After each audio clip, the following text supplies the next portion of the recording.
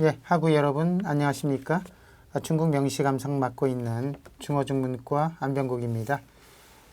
이번 시간에는 여러분하고 이제 기말 과제에 관해서 좀 제가 도움과 팁을 드리기 위해서 이 강의를 마련했습니다. 이 강의는 그냥 부담 없이 들어주셔도 좋을 것 같습니다. 여러분 아시겠습니다만은 그 신종 코로나로 인해서 이 과목이 오프라인 객관식 문제에서 과제물 작성한 것으로 과제가 변경이 되었습니다.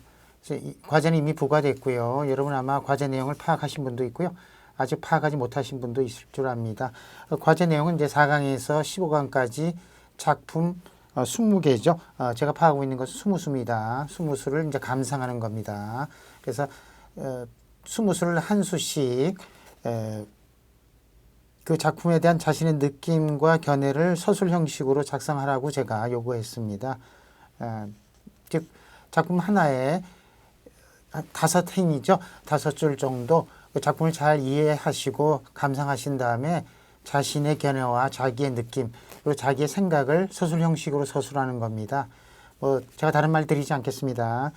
다른 사람이 감상한 내용이라든지 다른 책에서 그걸 보고 모사한다거나 베끼거나 하면 점수는 이제 아주 제한적으로 나가게 될 겁니다. 주의하셔야 됩니다. 그리고 또 해석을 하면 안 됩니다. 이 작품을 감상해서 나의 생각과 나의 견해와 나의 느낌을 제시하는 거지 이 작품을 그 5줄에 해석을 해놓을 경우는 그거는 자기 감상이 아니고 해석일 뿐이죠. 그래서 해석할 경우는 또 점수가 아주 제한적으로 나가게 되겠죠. 주의하셔야 될 것 같습니다. 그리고 또 원문을 다시 쓴다거나 그런 내용, 그런 거는 이제 말이 되지 않는 내용이 되겠죠. 그래서 좀 주의하셔서 기말 과제 부과되는 기간이 있습니다. 그 기간 내에 과제를 제출할 수 있도록 그렇게 해주셨으면 좋을 것 같습니다.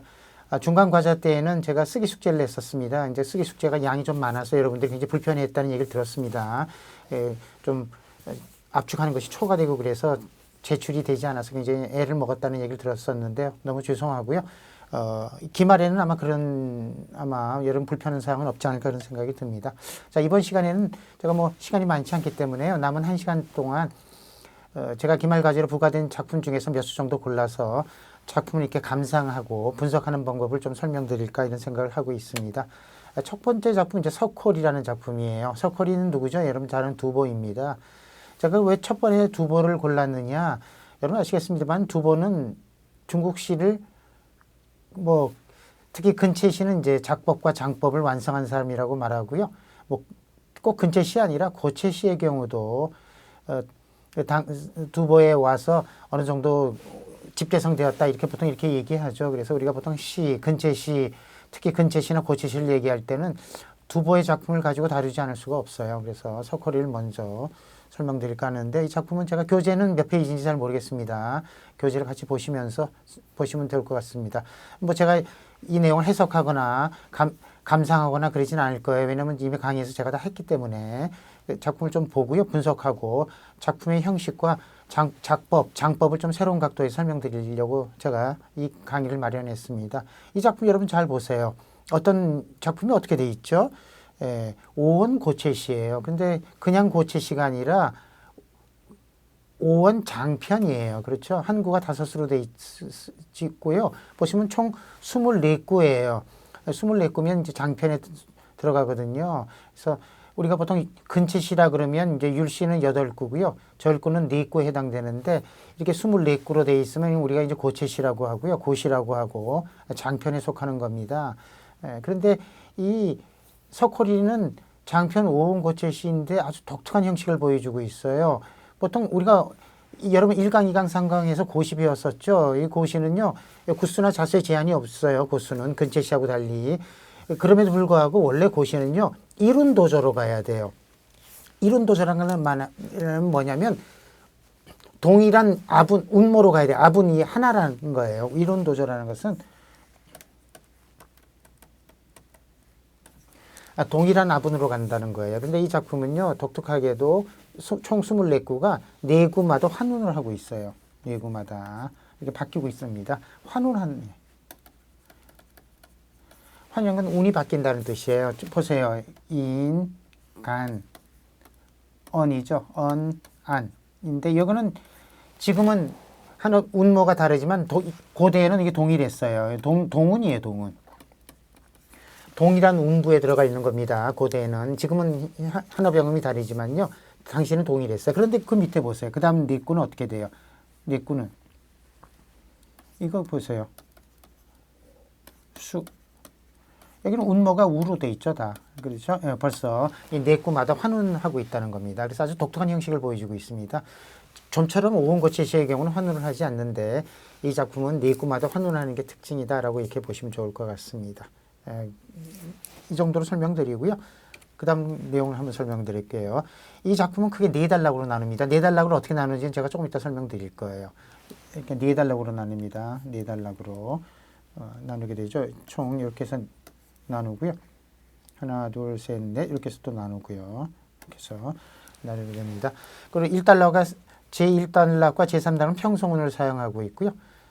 제2단락과 제4단락은 측성운을 사용하고 있다라고 했습니다. 평성운이라는 건 여러분 아시죠? 여긴 평성운이에요. 런, 칸, 중국의 런, 칸, 일성하고 이성이죠. 칸, 지금은 사성이지만 고대는 일성으로 읽었습니다. 평성운이라는 것은 여러분 아시죠? 중국어로 말하면 일성하고 이성이에요. 측성어는 중국어의 삼성과 사성으로 이렇게 이해하시면 좋을 것 같습니다. 그래서 여러분 근체시는 무조건 평성운만 써야지 측성운을 절대 사용할 수 없습니다. 그런데 이 작품은 고체시이기 때문에 뭐 측성운을 사용해도 무방합니다. 그러나 근체시는 절대 평성운으로 측성운으로는 아분할 수가 없습니다. 제가 이미 설명드렸었죠. 이 정도로 설명하고요. 그 다음에 가보시죠. 제1단락부터 설명드릴게요. 이 단락은 총 4단락으로 나눴다 그랬었죠. 제1단락은 바로 그 이제 도입 부분이에요. 제목이 석호죠. 시제를 파제한다 그래서 석호. 여기가 아니죠. 석호. 리가 나오죠. 그래서 뭐 근체시 고체시를 막론하고요. 대부분 제1단락에서 시제를 파제하게 됩니다. 그래서 시제가 여기서 나오게 되는 그런 내용이죠. 그러면서 제1단락이 이제 시상을 주인공을 등장시켜서 하단에 어떤 시상을 이끌어가게 되는데 여기서 등장하는 사람이 누구죠? 바로 아전 나오죠. 할아버지 나오죠. 할머니 나오죠. 세 사람이 다 등장시켜서 앞으로 이제 뒤에 본론, 다음 두 번째, 세 번째 단락의 내용을 전개하기 위한 어떤 전지 작업을 하게 되는 그런 것이 이제 제1단락 도입 부분이라고 보시면 될 것 같아요. 도입 부분이에요. 도입 부분이죠. 그렇죠?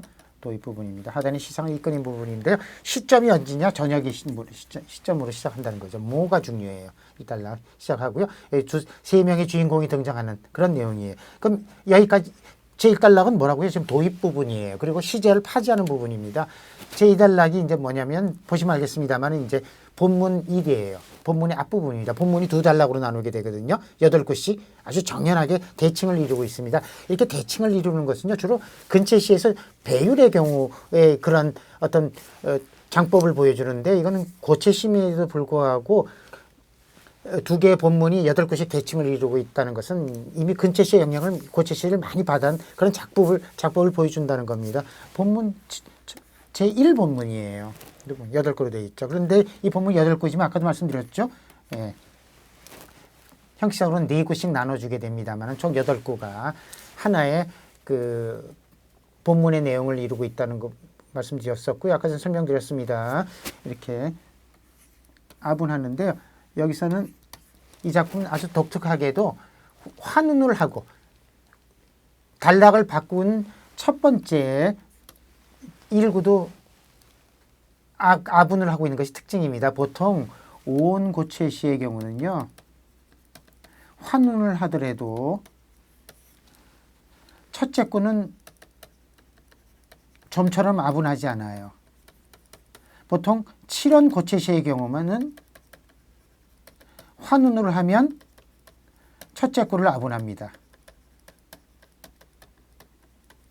이 작품은 아주 독특하게도 오온고체심에도 불구하고 환운했을 경우에 첫째 구를 아분하고 있어요. 이것도 보세요. 이건 또 봤죠? 첫째 구를 아분하고 있습니다. 이런 아주 독특한 형식을 보여주고 있는 작품이에요. 내용상 첫 번째 단락에 속해요. 그 다음 보세요. 그 다음 본문 두 번째 부분이에요. 이 부분이에요. 이 부분입니다. 여기도 보시면 아분, 아분, 아분 이렇게 돼 있죠. 단락 나눠지고요. 여기도 단락 아분, 아분, 아분 이렇게 해서 환훈한 첫째 구를 다 아분하고 있는 것이 특징이에요. 이 작품은 아주 특징입니다. 그 다음 마지막 단락으로 한번 가보세요. 여기까지가 본문의 후반부 두 번째 단락으로요. 할머니와의 어떤 대화가 이제 끊어지는 부분이죠. 아마 내용은 아마 이미 다 파악하고 계실 거예요. 그럽니다. 일단 마지막 단락 보세요. 마지막 단락. 여기가 이제 아까 처음에 네 구가 도입 부분이라면 여기는 이제 결미 부분이죠. 결미 부분이에요. 마지막 네 구로 끊어집니다. 그렇죠? 이 네 구는요. 아까 시작할 때가 모투 석호천이 있어. 저녁에 시작했을 때 저녁에 작자가 석호라는 마을에 투숙해서 바라본 시점을 시작으로 해서 3단락 마지막까지가 밤 사이에 일어난 어떤 할머니와 할아버지와 그 아전과의 그 어떤 논쟁이 되고요. 이 야가 들어감으로써 이제 시점이 바뀌게 되죠. 되게 이런 고체시나 근체시에 있어서요. 어떤 시상의 전환이 이루어지면 되게 부사를 쓰거나 시간 부사를 써서 어떤 시상의 전환을 이루어주게 되거든요. 우리가 이제 고체시나 근체시 장법의 가장 큰 특징이에요. 아까 저녁 무렵이었고요. 저녁 무렵 내내 일어났던 일을 묘사하고 그것을 시로 전개하다가 야 이렇게 되면 여기서 시상의 전환이 이루어졌다는 뜻이에요. 밤이 깊어졌다는 뜻으로서 이제 결론 마지막 부분 이제 결미 부분으로 가고 있는 겁니다. 야고 그랬습니다. 밤이 깊어져서 말하는 소리가 끊어지고 이제 할머니의 울고 흐느끼는 소리가 들려온다는 뜻이거든요. 밤이 깊어져서 이제 할머니의 흐느끼고 우는 소리가 들려온다는 것 자체는 이미 아전과 할머니와의 어떤 신랑이죠. 예. 부역을 가는 신랑의 어떤 논쟁이 이제 끝났다는 이제 그런 뜻이고요. 결론적으로는 뭐예요? 이 할머니가 할아버지를 대신해서 이제 전쟁터를 끌려나게 되겠다라는 뜻으로 암시하는 뜻이 뭐예요? 바로 이제 어떤 울음소리죠. 이 울음소리가 바로 할머니가 할아버지를 대신해서 부역을 나가게 된 것을 이제 상징적으로 하는 의미이고요. 그 다음에 이제 시상이 전환이 또 이뤄져요. 천명이죠. 그러니까 이 작품은요, 네 번째 단락, 결미 단락에서 시상의 전환이 두 번 이루어지는 겁니다. 날이 밝은 상황이에요. 그러니까 이 작품은 총 네 구로 되어 있지만요, 원래는 이 결미분이 또 두 구씩 원래는 나눠줘야 되는 겁니다. 날이 밝으면요, 밤이 깊어지고 날이 밝으면 이제 다른 장면으로 또 전환돼서 시상의 전환이 또 이루어진 겁니다. 날이 밝은 모습이죠. 그렇죠? 네. 근데 한 단락으로 이제 구성을 하게 됐는데 날이 밝다, 밤이 깊어졌다. 그래서 이제 전도에 오르다는 예, 할머니와 이제 부역에 가 나가게 됐다는 것이고요. 마지막에 제일 중요한 자가 제가 뭐라 그랬었죠? 독자라 그랬었죠. 독자. 예, 바로 그겁니다. 여러분 처음에 보시면 제 1단락 도입 부분에 누가 나오죠? 할머니하고 할아버지가 나와요. 근데 마지막 제 단락 결미 부분엔 뭐만 나오죠? 독자가 나온다는 거예요. 할머니, 할아버지의 어떤 단란한 가정의 이미지가 마지막 결미 단락에선 독자를 사용함으로써 이 독은 이별이죠. 그죠? 이별이에요. 이별은 결국 뭐예요? 이제 이별을 통해서 결국은 이 작자가 말하려고 하는 것은 뭐예요? 당시 사회적인 모순이죠. 바로 그걸 이제 고발하려고 했던 것이 작자의 어떤 시를 보는, 그리고 사회를 보는 어떤 눈이라고 보시면 좋겠는데요. 마지막 이 독자를 인해서 전체적인 그 시의 흐름이 이제 결말을 이루는데 가장 중요한 인자를 우리가 이걸 연자라고 보통 얘기합니다. 연자. 시에 있어서 가장 핵심적인 그런 글자라고 보시면 좋을 것 같습니다. 그래서 이 작품은 저녁에서 시작해서 저녁 내내 할머니와 그 아전 간의 그 부역과 그 할아버지를 차출해가는 문제로 신뢰에 위한 논쟁을 벌이다가 밤이 깊어지면서 결국 합의를 보게 되는데 그 합의의 결과를 뭐로 암시했죠? 할머니의 흐느끼는 울음소리가 결국은 할머니가 대신 짐을 짊어지는 거를 암시하게 되고요. 날이 밝은 의미는 이제 시상의 변화가 다시 이루어지면서 할머니와 할아버지와의 영원한 이별의 이미지. 이것이 이제 시 마지막에 결미 부분으로 장식하는 것이 이 석홀이라는 유명한 작품인데요. 이런 작품 우리가 이제 두보의 어떤 사실주의 시의 아주 백미라고 할 수 있는 그런 작품이 되는 것이죠. 제가 이 작품을 정리하면서 강조한 게 뭐라죠? 이 작품 뭐라 그랬죠? 장편 오온 고채시예요. 그럼에도 불구하고 오온 고채시는 좀처럼 환훈하지 않은데도 불구하고 이 작품은 아주 독특하게 네 구마다 환훈을 하고 있어요. 예, 그래서 그러니까 환훈하지 않으면 일반적인 장편 오온 고채시는 뭐로 간다고요? 이룬도조라는 말을 써요. 이룬이라는 건 뭐냐? 하나의 운으로, 하나의 운부에 속하는 동운으로 쭉 아분을 하는 것을 우리가 이룬도조라고 하고요. 환훈이라는 것은 뭐 네 구든 여덟 구든 다른 운부에 속하는 운으로 계속 바꿔가는 거예요. 그걸 우리가 환훈한다는 이런 표현을 쓰는데요. 이건 장편 오온고치심에도 불구하고 환훈하는 작품이다 이렇게 이해해 주시면 좋을 것 같네요. 결미 부분에서 시상을 마무리하게 되죠. 그 내구 안에 이 결미 부분 안에서 두 차례 이제 시상 전환이 이루어지게 되는 그런 작품이라고 보시면 됩니다. 자, 두 번째 작품 한번 같이 보실래요? 두 번째 작품은 월야입니다. 역시 두보의 작품이에요. 아까 조금 전에 감상한 석호리하고 아마 바로 옆에 있는 작품일 거예요. 이 작품 역시 두보의 작품인데 이 작품 보시면 어떻게 돼요? 오원유시죠, 여러분. 그렇죠? 네, 오원유시입니다. 한 구가 5자고요. 총 8구로 되어 있습니다. 5자로 8구로 되어 있으면 우리가 오원유시라고 해요. 이 오원유시는요, 보통 짝수구. 그렇죠?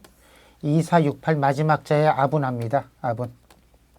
평성으로 아분해야 돼요. 근체시는. 보시면 뭐야? 칸, 안, 한, 깐이죠. 예. 다 동운이에요. 동이라는 운부에 속하는 작품으로 되게 짝수구 마지막 자에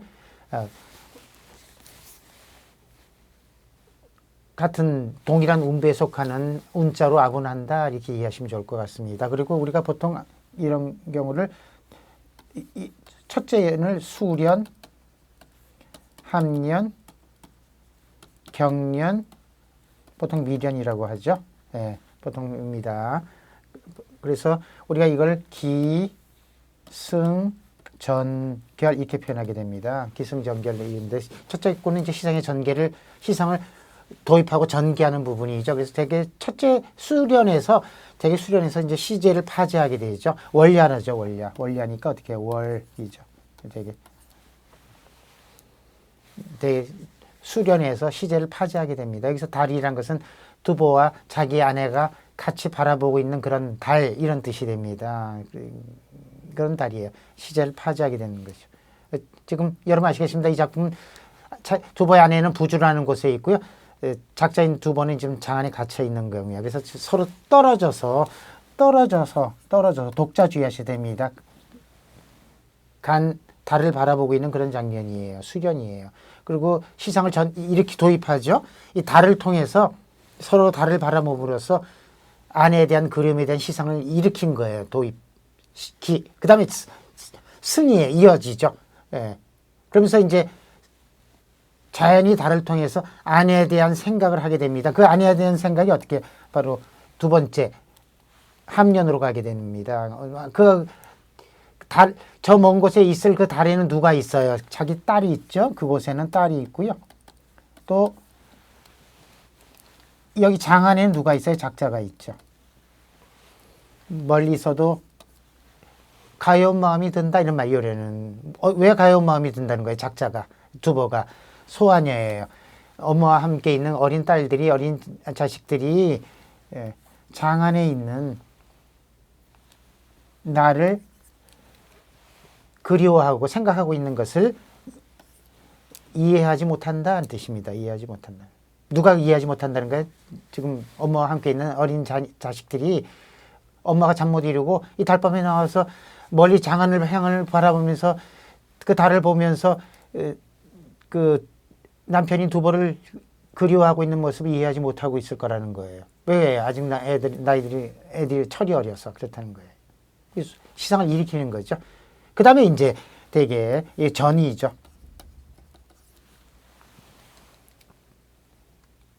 그러면서 여러분 주의하셔야 됩니다.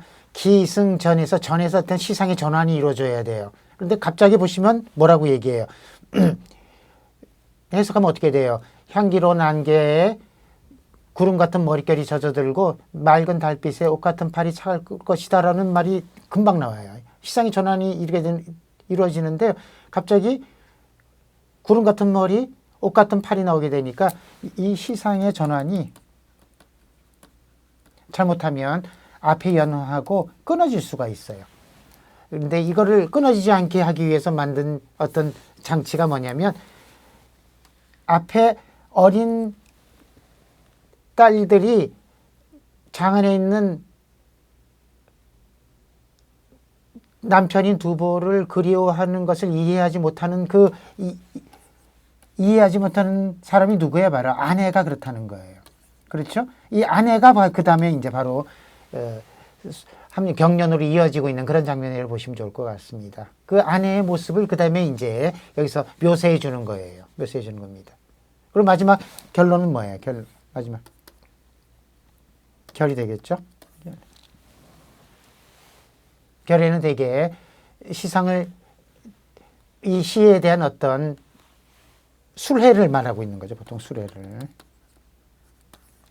뭐 어떤 바람을 하고 있는 거예요. 그렇죠? 허황이라는 것은 두보의 어떤 아내와의 어떤 만남을 얘기하는 거거든요. 그러면 여기서 허황이 어떻게 해서 나왔냐? 여기 규중 때문에 나온 거거든요. 이 규중하고 연결되는 겁니다. 그렇죠? 이걸 조응이라고 해요. 우리가 조응. 그리고 달이 나왔죠. 수련에서 달하고 뭐예요? 이 조자하고 또 조응하게 되는 거죠. 달이 나왔기 때문에 조가 나오는 거예요. 지금의 달은 어떻게 해요? 아내와 자기가 각각 달을 바라보고 있는 모습이에요. 그러나 결론에서 두보의 바람은 뭐예요? 바람은 뭐예요? 달빛을 받되 어떻게 받겠다는 거예요? 쌍이라는 거예요. 두 사람이 함께. 지금은 어떻게 하고 있어요? 지금은 독이에요. 독. 그렇잖아요. 홀로 각각 달빛을 받고 달을 바라보고 있는 모습인데 결론에서 작자가 바라보고 있는 모습은 뭐예요? 두 사람이. 그렇죠? 이 쌍자가 바로 또 연자가 되는 겁니다. 이 시의 연자가 되는 거예요. 홀로가 아니라 이 외로운 달밤에 이 맑은 달빛을 이제 결론에서 어떻게 하고 싶다는 거예요? 두 사람이 함께 달빛을 받고 싶다는 그런 뜻이 되겠죠.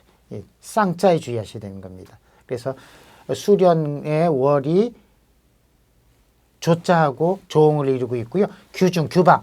아내가 뭐하고 있어요? 허황이에요. 그 규방 안에서 옛날에 함께 생활했던 그 방 안에 단란했던 모습을 허황이라고 하거든요. 투명한 휘장 아래에서 부부가 함께 생활했던 모습을 규중하고 허황이 이제 조응을 하게 되는 그런 어떤 구도를 이루고 있다. 이렇게 이해하시면 좋을 것 같습니다. 이 작품 그렇게 이해하시면 좋겠죠. 자, 이건 무슨 어떤 형 작품이라고? 오원유시예요. 근체시입니다. 이 작품이에요. 그다음 과고인장이라는 작품 한번 가볼까요? 이 과고인장은 같은 성당 시대 맹호연이라는 사람이에요. 맹호연. 맹호연 누군지 아시죠? 산수 전원파예요. 전원시파. 산수 전원시파 하면 맹호연 말고 누가 유명해요? 왕유죠, 왕유. 예. 왕유 작품 워낙 유명하기 때문에 제가 맹호연이라는 같은 동일한 산수 전원파에 속하는 시인의 작품을 인용했어요. 이 작품도 보시면 뭐예요? 오원유시예요. 가, 사, 마, 화 이렇게 되어 있습니다. 여기는 와가 되고요. 아가 되지고 여기서는 이렇게 되어 있죠. 아예요. 예. 지금은 한어병음에서 운모가 약간씩 다릅니다만은 당시에는 동운이에요. 동운. 예. 발음이 같았습니다. 예. 고대 음가를 가지고 따지는 거예요. 예. 아까도 말씀드렸죠. 대개 2, 4, 6, 8, 9 짝수구의 마지막 자를 같은 음부에 속하는 자로 아분하도록 돼 있다 그랬었습니다. 그래서 한구가 5자요. 8구로 구성된 전형적인 오원유시인데요. 앞에 월리하고 다른 점은 아까 월리하라는 것은 두보의 어떤 사회시 계열의 작품이라고 한다면 이 작품은 산수 전원 계열의 작품이라는 거예요. 그래서 되게 똑같아요. 되게 수련에서는 이제 시제를 파지하게 됩니다. 고인이에요, 고인.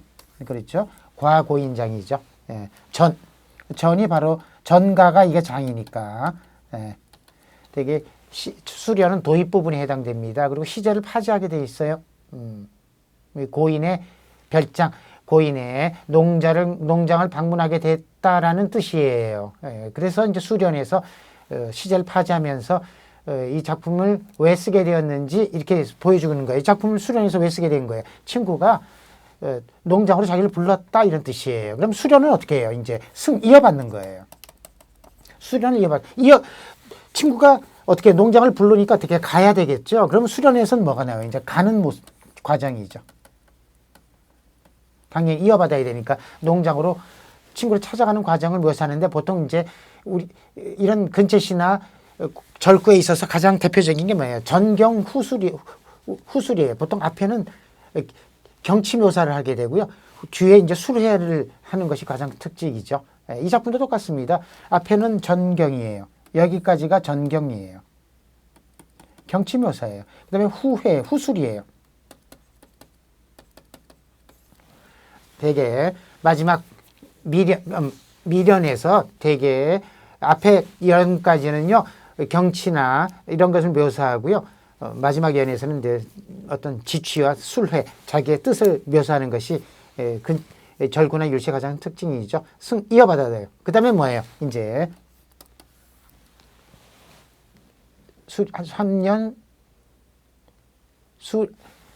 수련, 함년, 경년이죠. 마지막 셋째 연에서는 이제 어떻게 농장에 도착했어요. 농장에 도착했습니다. 농장에 도착해서 초대해준 친구와 담화를 나누는 그런 모습이에요. 전형적인 산수전원 풍경이에요. 산수전원이죠. 산수전원의 백미라고 하죠. 이 부분을. 그렇죠. 예. 전가기 때문에 장포가 나왔고요. 그리고 상마가 나온 겁니다. 상마가 나오면 이어지는 거예요. 그죠? 예. 그리고 마지막 결론 부분이죠. 술회와 어떤 느낌을 묘사하게 됩니다. 미련에서는. 그래서 뭐라고 나요? 중양일 이렇게 됩니다. 그러면 보세요. 갑자기 중량절을 대개를 기다리겠다 하니까 앞에 내용에 뭐 뽕나무, 삼나무 얘기, 농자 얘기하고 한 거에서는 갑자기 시상의 변화가 일어나요. 시상의 전환이 일어나요. 반드시 율시나 절구에서는 시상의 전환이 한 번 있어야 돼요. 그 시상의 전환은요, 보통 수련, 함년, 경년에서 시상의 전환이 일어나기도 하고요. 마지막 연에서 시상의 전환이 일어나기도 해요. 이 작품은요, 마지막 연에서 시상의 전환이 일어나는 경우에 해당돼요. 이답니다. 근데 갑자기 중량절을 대기를 기다리겠다니까 앞에 뽕나무, 삼나무 얘기하고는 갑자기 동떨어진 얘기로 시상의 전환이 되죠. 근데 이 중량절은 뭐하고 관련이 있죠? 친구와의 우정이에요. 네. 그렇죠. 그래서 이 고인이라는 이 친구가 이 마지막 중량일하고 연결되는 거예요. 즉 수련하고 미련이 역시 조응하게 되는 겁니다. 이걸 조응이라고 해요. 만약에 고인이라는 말이 없었다라면 갑자기 미련해서 중량질 되기를 기다렸다는 말이 갑자기 나오면 시상의 전환이 이루어지는데 앞에 내용하고 시상이 끊어지게 돼요. 예. 근데 그것을 끊어지는 걸 막기 위해서 앞에 고인, 친구, 우정 이런 뜻이 중량절하고 연결이 되고 있는 거죠. 중량절하고 연결되면 중량절은 다 이게 뭐죠? 국화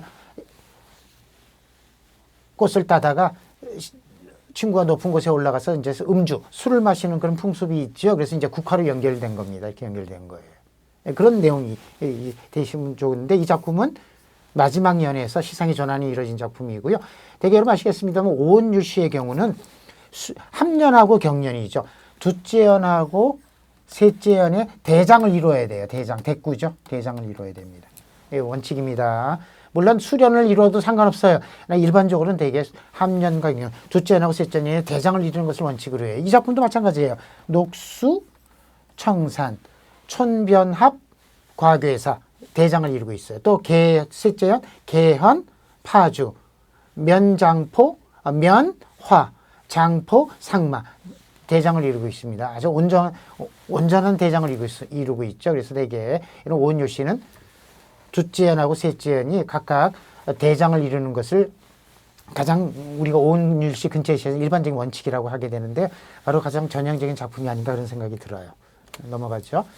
자, 그 다음 작품 보세요. 규원이라는 작품이에요. 이 규원은 누구죠? 같은 성당 시대 왕창녕이라는 사람일 거예요. 그죠? 왕창녕이죠. 예. 보통 우리가 왕창녕 뭐로 유명하죠? 변세시인으로 유명합니다. 왕창녕은 변세시인이에요. 변세시인이라는 건 뭐예요? 아까 지게 왕유하고 맹호에는 산수 전원파 시인이었고요. 왕창녕은 누구예요? 변세시인이라는 거예요. 변세시인은 뭐예요? 변방지방에 나와서 이역의 독특한 풍광과 어떤 전쟁하는 모습, 전쟁의 애환을 시로 표현한 사람을 우리가 변세시인이라고 하는데요. 왕창녕 말고 또 누가 있었죠? 잠참, 고적 이런 시인들이 있었죠. 예, 다 변세 시인이에요. 변방에 직접 종군하면서 이역만리의 어떤 독특한 품격과 문화, 습속을 시로 표현하는 사람인데 그 중에서 잠참과 고적은 주로 장편, 가행시의 형식을 통해서 이런 변세의 주제를 표현했다고 한다면 이 왕창녕은 독특하게 칠원절구로 표현했어요. 이 작품도 보세요. 칠원이 한 구가 5자로 돼 있죠. 7자죠. 7자예요. 그리고 4구로 돼 있어요. 4구로 돼 있으면 칠원절구가 돼요. 절구라고 해요. 네, 절구라고 합니다. 이런 절구는요. 보시면 네, 우리가 아까도 말씀드렸죠. 오원의 경우는 오원율시나 오원절구는요. 짝수구, 두째구와 넷째구에만 아분을 해요. 그런데 칠원절구나 칠원율시는 첫째 구도 아분을 해요. 네, 그래서 1, 2, 4예요. 네. 그래서 여기서는 뭐예요? 초우죠? 로우, 호우, 네.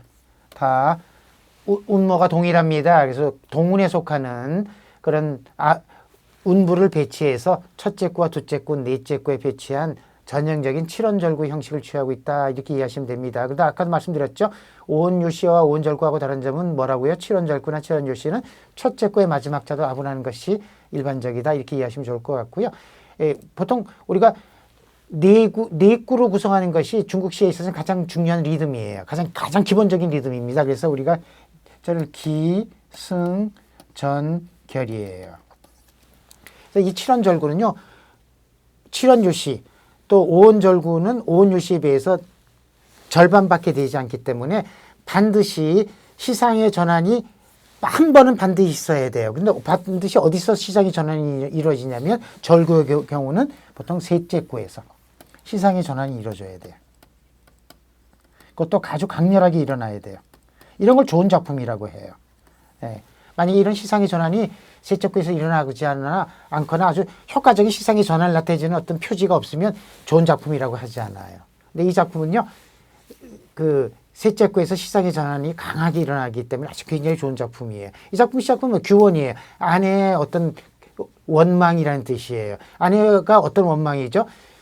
철없는 아내가 남편을 멀리 벼슬살이에서 돈 벌으러 내려보내고 혼자 외롭게 생활하다가 이제 어느 정도 성숙한 여인이 되고 나니까 남편에 대한 그림이 이제 막 싹트게 된 거예요. 그 싹트게 된 매개체가 된 것이 이제 조금 이따 설명하자면 뭐였죠? 버들이었죠, 버들.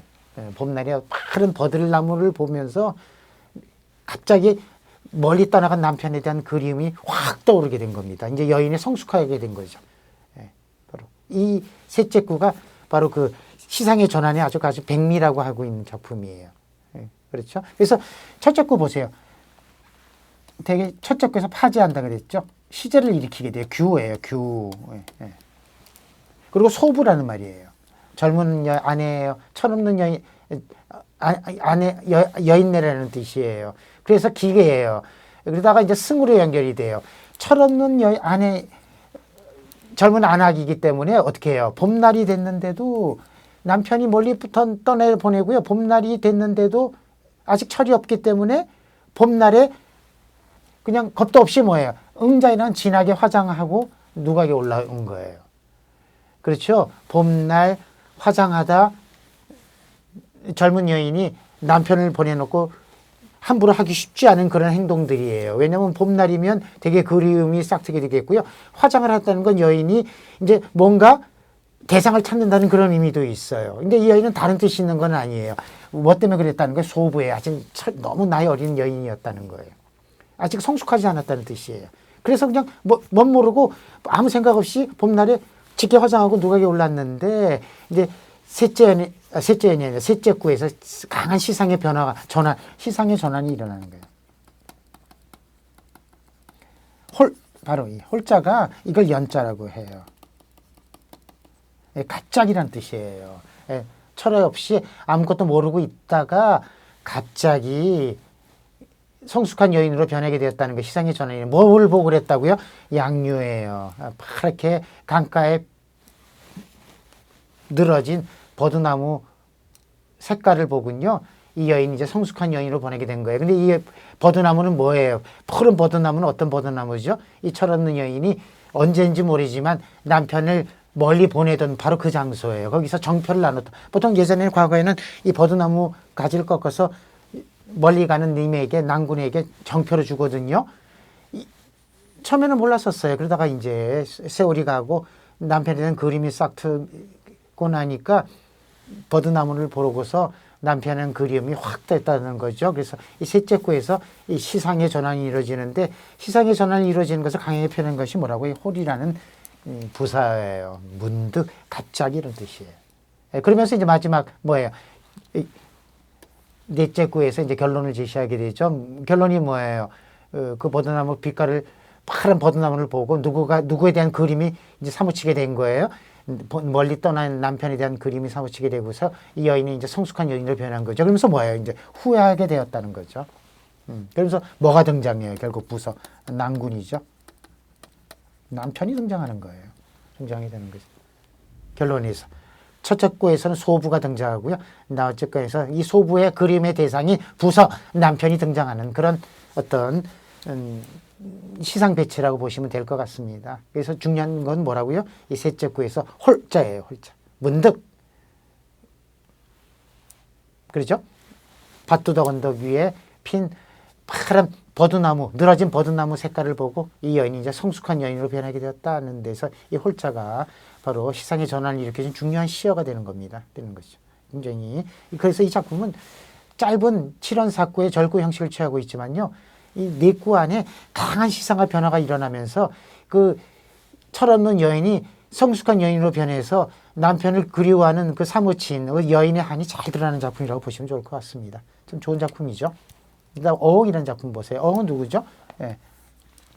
중당시대죠. 중당. 예. 자, 유종원이죠. 예. 이 작품은요. 보시면 어떻게 돼 있어요? 한 구가 7자로 돼 있고요. 7자로 돼 있고 총 6구로 돼 있어요. 6구로 돼 있으면 이거 무조건 고채시예요. 고시예요. 왜냐하면 근채시는 4구 아니면 8구로 돼야 되잖아요. 4구는 절구고요. 8구는 율시잖아요. 6구로 돼 있다는 건 고시에 해당되는데요. 일설에 의하면 원래는 이렇게 4구만 돼 있었다는 거예요. 그런데 나중에 누가 이 2구를 더 집어넣어서 6구가 되었다는 뭐 그런 설이 있어요. 저도 개인적으로 생각하면 이 구는 이게 사실 필요가 없는 어떤 내용이에요. 이 4구로만 구성됐다라면 참 기가 막힌 작품이에요. 그죠? 죽, 녹, 숙이에요. 예, 보시죠. 그죠? 죽, 녹이에요. 이게 왜 고채시라고 하냐면요. 4구만 되어 있더라도요. 제가 아까 말씀드렸죠. 7원 절구의 경우는 첫째 구도 아분한다 그랬었어요. 근데 대개 근채시의 경우는 반드시 평성으로 아분한다 그랬었어요. 절대 측성으로 아분할 수 없다 그랬었는데 평성과 측성은 어떻게 나와요? 평성은 뭐라 그랬죠? 중국어의 1성과 2성, 측성은 중국어의 3성과 4성이에요. 근데 여기서 보세요. 숙, 죽, 녹은요. 끝이 받침이 기역, 리을, 비읍으로 끝나면 이걸 입성이라고 해요. 입성은 다 측성에 해당돼요. 예, 그렇죠? 숙, 중, 녹은 다 입성에 해당되기 때문에 지금 측성으로 아분한 거예요. 그래서 측성으로 아분했기 때문에 근체시가 될 수 없는 거예요. 고시예요. 내꾸로만 됐어도요. 그래서 첫째 구가 이제 기가 되겠죠. 기, 승, 전, 결인 거예요. 예. 너무나 유명한 작품이죠. 이 기구에서 되게 시제를 파지한다 그랬죠. 바로 어옹이에요. 여기 나오잖아. 어옹. 예. 여기서 이 작품의 시상을 전개하는 도입 부분에 주인공이 등장하는 거예요. 예. 물고기, 고기 잡는 그 노인을 얘기하고 있는 것이 이 시의 주제예요. 고기 잡는 노인에 관한 얘기예요. 첫째 구에서 시제를 파지하는 거예요. 근데 그 노인은 뭐예요? 물고기를 잡아서 생활하는 노인이에요. 근데 그 노인은 어떻게 해요? 저녁이 되면 서암, 서쪽 바위에서 홀로 외롭게 생활하는 거예요. 그래서 고기 잡는 노인은 제가 말씀드렸죠. 결국 누굴 읽느냐? 작자 유정원의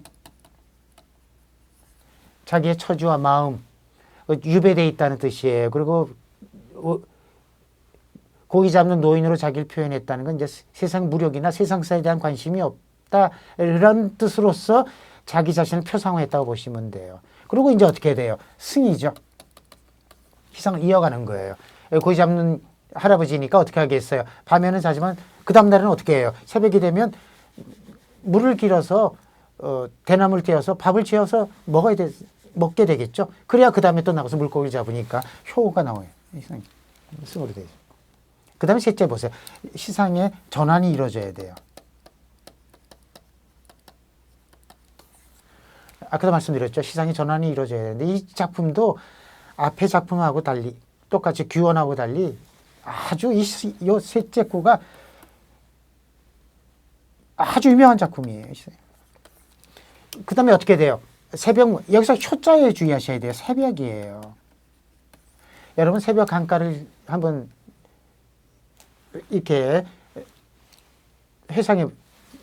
연상해 보세요. 새벽 강가에, 맑은 강가에 새벽에 이제 할아버지가 나와서 밥을 짓을 때 그 새벽 강가는 되게 어떻게 되겠습니까?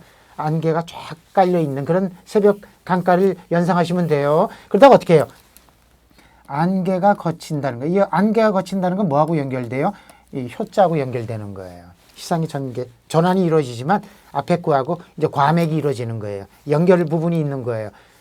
안개가 거치고서 어떻게 되죠? 새벽이니까 해가 거친 안개로 해가 떠오르는 모습이에요. 그러면서 뭐라 그래요? 불견이에요. 사람은 보이지 않는다 이런 뜻입니다. 여기서 사람을 보이지 않는다는 것은 바로 뭘 강조하기 위한 거예요? 어흥을 강조하는 겁니다. 어흥하고 연결되어 있어요. 누구만 있다는 거예요? 외로운 노인, 작자. 세상의 물욕과 다 벗어나서 이제는 유배되어 있는 자기 자신을 표현할 때 불견이라고 해서 이 불견이는 뭐하고 연결돼요? 바로 어흥하고 연결되는 겁니다. 작자 자신이에요. 사람이 없는 그런 모습. 여기서 세상과 인연을 끊었다는 그런 뜻이 돼요. 마지막 보세요. 뭐라 그래요? N의 일성 산수록이에요. 그러면서 어떻게 됩니까? 안개가 쫙 거치면서 해가 떠오를 때 눈앞에 뭐가 이제 안개에 갇혔던 그 강가와 저 멀리 산에 뭐가 나오죠? 이제 산수가 푸르게 눈앞에 등장하죠. 그러면서 여기서는 이제 뭐예요? 작자가 뭐 하고 있는 거예요? 어기어차 소리 냈다는 것은 이제 강의 배를 띄웠다는 거죠. 그렇죠?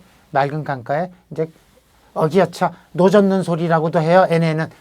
그리고 또 노를 저으면서 어부들이 소리내는 소리를 애네라고 합니다. 이 안개가 거친 푸른 강가에 저 멀리 산과 물이 푸르게 쫙 눈앞에 드러나는 그 적막한 그 자연 속에서 이 작자가 노를 젓는 그 모습 하나만 고요히 울려 퍼지는 그 장면을 한번 연상해 보시면 이 작품이 얼마나 멋진 장면이고 좋은 작품인지를 아마 알 수 있을 것인데 이거를 뭐로 보시면 돼요? 그냥 결론으로 보시면 돼요. 이제 나머지 5집과 6권은요. 참 필요 없는 첨삭이에요. 첨삭입니다. 결론이에요. 산수의 그 노인이 다시 고기 잡으러 나가는 그런 장면을 한번 연상해 보시면요. 이 작품은 4구로만으로도 아주 효과적인 시상을 전개했다라고 이렇게 이해하실 수 있는 그런 좋은 작품이 아닌가 그런 생각이 듭니다. 예, 보시죠. 다음 청명이에요. 청명은 누구 작품이죠? 두목이에요. 두목. 예.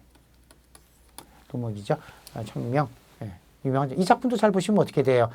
청명 시절 우분분, 노상행인, 욕단혼, 차문주가 하처유, 목동요지 행화촌 그랬죠. 혼, 촌, 분. 예. 혼, 촌, 예. 다 당시에는 음가가 같았습니다. 그러니까 같은 동일한 문에 들어간 칠언율시라고 보시면 되겠죠. 칠언절구죠. 제가 조금 전에 말씀드렸죠. 칠언절구의 경우는 첫째 구 마지막 자에도 아분을 한다 그랬었습니다. 물론 다는 그렇지는 않습니다. 일반적으로는 아분하는 것이 원칙이에요. 그래서 1, 2, 4구의 마지막 자를 동일한 음부에 속하는 자를 아분한 작품이에요. 그래서 보통 기, 승, 전, 결이에요. 예. 청명이라는 작품이에요. 아까도 말씀드렸죠. 되게 수구, 첫째 구에서 파지한다 그랬었죠. 청명이라는 그 날을 작자가 맞이해서 청명날 느낀 자신의 가묘한 느낌, 가족에 대한 그리움, 이걸 주제로 한 작품이에요. 청명 시절이에요. 그런데 또 어떻게 해요? 청명이면, 여러분 아시죠? 청명 때 되면 보통 성묘하는 풍습이 있습니다. 다 돌아가서 이제 조상의 묘를 이렇게 다듬고 보살피는 그때는 흩어지는 가족도 다 다시 돌아오는 것이 청명절이에요. 그런데 청명절에는 되게 비가 많이 오면 농사철이니까 게다가 비까지 내려요. 부슬부슬. 그러니까 작자는 어떻게 해요? 시작은 기예요. 도입 부분이에요. 시상을 도입해요. 시상을 이제 이어받죠. 이어받는 거예요. 근데 행인이에요. 여기서 행인은 작자예요. 근데 이 길 가는 작자는 길을 가고 있다는 건 정처없이 벼슬길을 가고 있는 거예요. 몹시 심리적으로 불안하겠죠. 그런데 어떻게 해요? 마침 이때는 언제예요? 도입 부분에서 어느 때라 그랬죠? 청명 시절이에요. 가족과 더불어 성묘하던 어릴 때 모습이 기억날 거예요. 그런데 어떻게 해요? 비까지 부슬부슬 내리니까 어떻게 되는 거예요? 혼이에요. 네, 정신이 나가는 거예요. 혼이란 건 정신이 나가게 돼요. 왜? 단혼이 끊어져요. 외로움, 그리움, 그리고 지친 생활의 모습들이죠. 예. 이걸 단혼은 뭐 때문에 온 거예요? 청명이라는 계절적인 계절과 비가 부슬부슬 내리는 어떤 날씨의 어떤 변화. 이것이 작자로 하여금 몹시 단혼이에요. 애간장을 끓게 만들었다는 뜻이죠. 승이에요. 그 다음에 전이에요. 전에는 뭐예요? 시상이 전운이 이루어져야 돼요. 근데 시상이 전에는 어떻게 갑자기 이루어졌죠? 주가예요. 예. 차문이 여기 바로 그 어떤 시상의 전환을 일으키게 하는 그런 시호예요. 원래 차문은 보통 우리가 고체시에서 많이 쓰는 표현이에요. 물어보는 거예요. 누구한테 물어봤겠어요? 길 가다가 옆에 있는 목동한테 물어봤다는 뜻이에요. 뭘 물어봤다는 거예요? 술집이 어디에 있는지. 여러분 갑자기 보세요. 시상의 전환이 갑자기 이루어지게 되죠. 갑자기 길 가는 나그네가 애간장이 끓는데 옆에 있는 그 목동에게 술집이 어디 있는지 물어봤다는 것은 시상이 끊어질 수도 있죠. 갑자기 셋째 구에서 갑자기 술집이 나오니까. 근데 이 주간의 시상의 전환을 뭐하고 연결이 돼요? 예, 단혼하고 연결이 되는 겁니다. 몹시 애간장을 끓게 되니까 그 어떤 그리움과 애간장과 그 또 어떤 가족에 대한 그리움이 뭘로 연결이 된 거예요?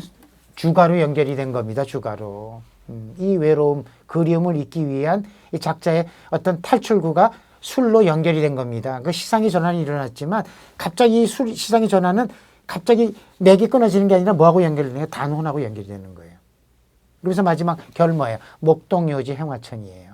예. 주가가 있으니까 술집이 있는 것이 말해요. 행화천이에요. 그 행화천이라는 마을에 여기가 유명한 주막이 술집이 있는 곳이거든요. 행화천. 행화천은 뭐 지명이라는 설도 있고요. 살고핀 마을이라고 하는데 여러분 아시죠? 이 행화천의 그 유명한 술이 뭐예요? 펀주라는 술이죠. 펀주. 아주 유명한 술입니다. 저도 중국 가면 이 펀주는 꼭 한 병씩 사오거든요.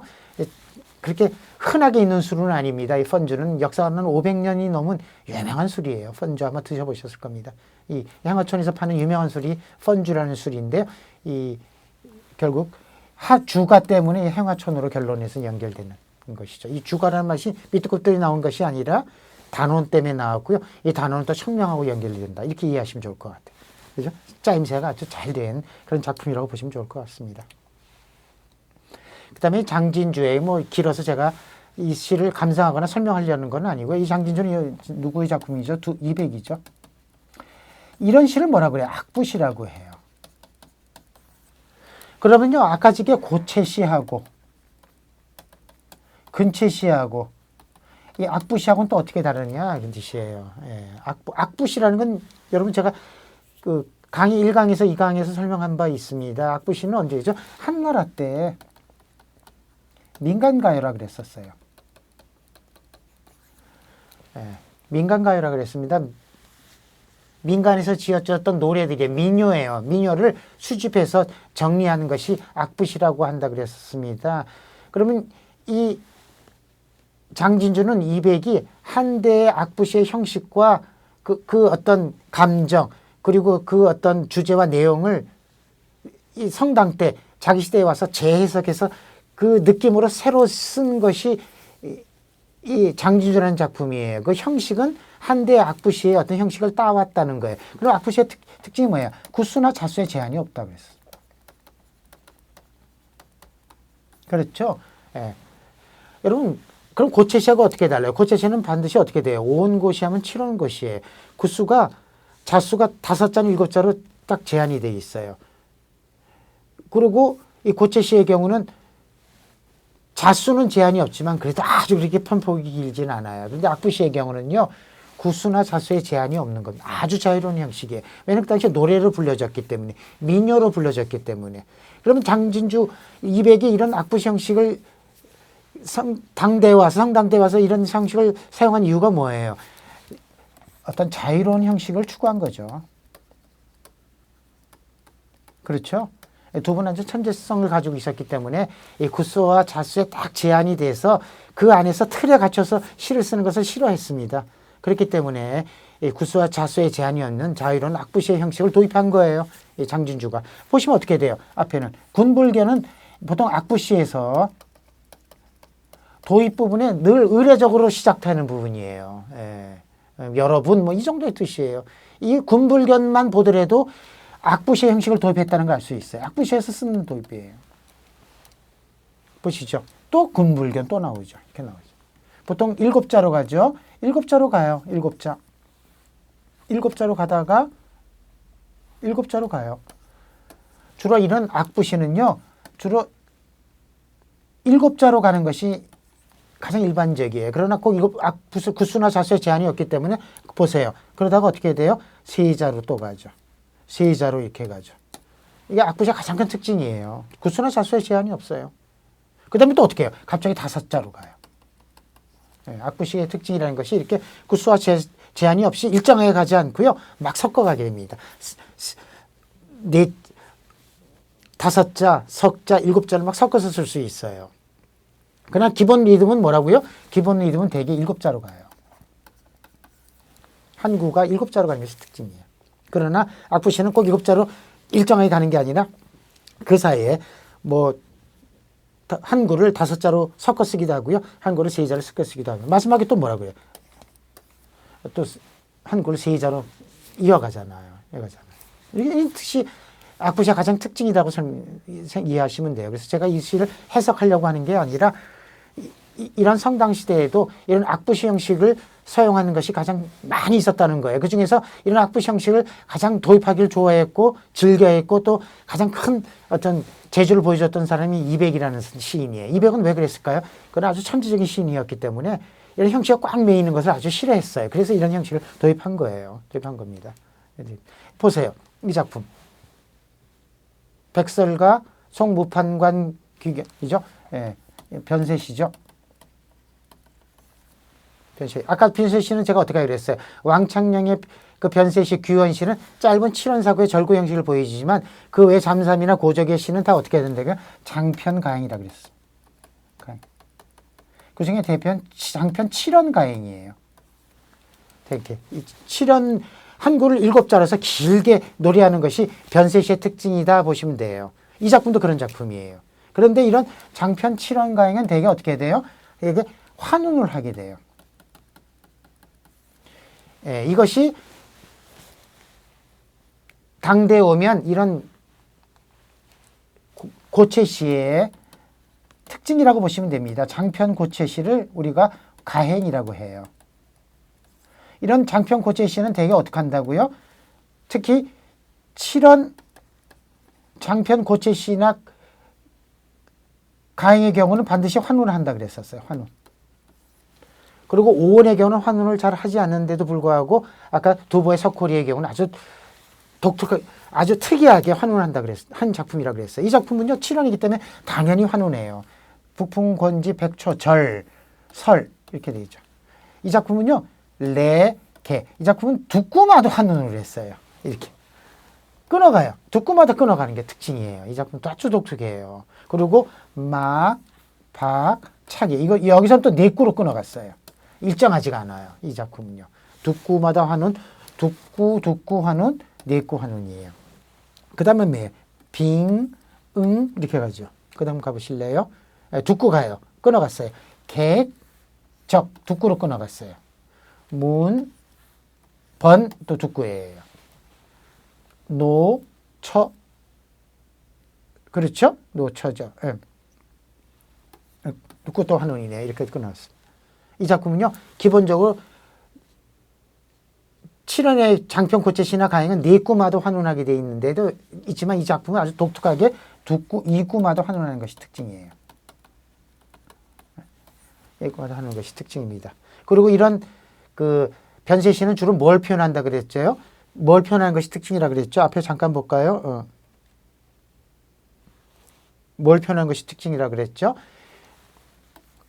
이역 지방의 서역이죠. 서역 지방의 어떤 풍광과 풍습을 표현하는 것이 특징이라 그랬었죠. 예. 이런 이런 가행시, 변세시의 가장 큰 특징은 반드시 뭐가 등장한다고요? 그 도입 부분, 앞부분에 그 보통 중원지방에 있던 관리들이 멀리 서역지방까지 나감으로써 경험하게 된 새로운 어떤 풍물과 풍광과 그들의 어떤 문화를 표현하는 것이 특징이라 그랬었습니다. 반드시 그런 게 들어가야 돼요. 여기도 마찬가지예요. 음력 8월임에도 불구하고 서역지방이기 때문에 뭐예요? 장안, 서안, 그 우리 말하는 중원 땅에는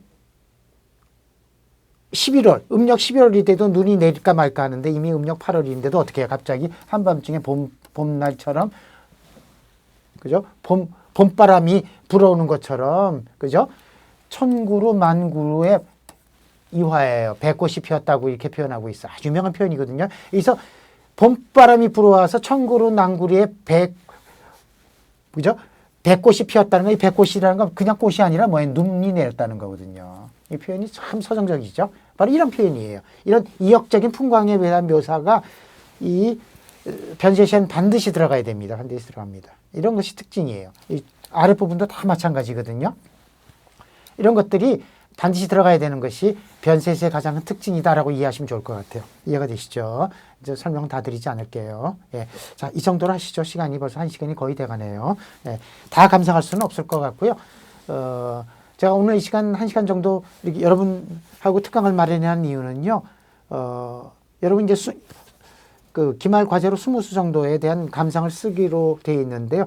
제가 시간상 20수는 다 할 수는 없어요. 그 중에서 지금 한 7, 8수 정도를 제가 이렇게 같이 감상하고 작품을 분석해 드렸거든요. 그 이유는 여러분 이제 감상을 쓰거나 자기 견해를 쓸 때 제가 이렇게 분석해 드린 내용을 좀 참고로 하셔서 시를 다시 한번 읽어 보시면요. 여러분이 감상하고 시를 다시 보는 데 많은 도움이 될 거라고 저는 생각을 합니다. 그런 각도로 제가 이 시간을 마련했다고 보시면 좋을 것 같습니다. 기한 내에 과제를 잘 작성해 주시고요. 제가 마지막으로 당부드리고 싶은 것은 그 5행 정도로 감상을 하라 그랬는데 거기다 뭐 해석만 해서 절대 넣으시면 안 된다는 거예요.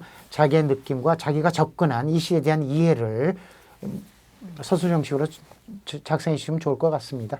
그러면 한 학기 잘 마무리되지 않을까 그런 생각이 듭니다. 여러분 수고 많이 하셨고요. 기말 과제 잘 작성하시고요. 2학기에 뵙도록 그렇게 하겠습니다. 안녕히 계십시오.